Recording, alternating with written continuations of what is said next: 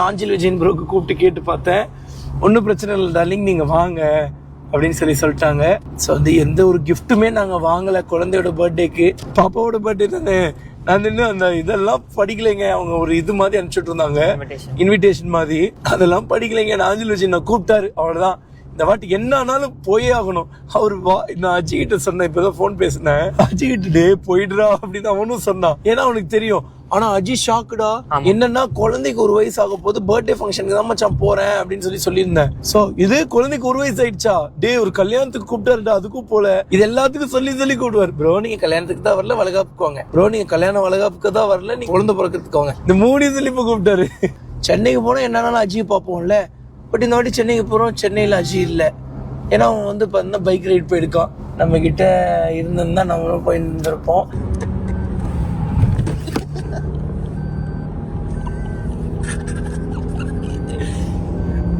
Ticket டைமில் ஆச்சுன்னா night 10:30 மணி ஆச்சுங்க. அவ்வளோதான், ஹோட்டலுக்கு வந்து ரீச் ஆயாச்சு. அதுதான் வந்து பார்த்தீங்கன்னா ஃபங்க்ஷன் நடக்கிற ஹோட்டல். ஃபுல்லாக வந்து பார்த்தீங்கன்னா டஸ்ட் இருக்கிறதுனால வந்து பார்த்தீங்கன்னா தெரிய மாட்டேங்குது. இப்போ வரலாம் அப்படின்னு சொல்லிட்டாங்க, ஒன்றும் பிரச்சனை இல்லையா.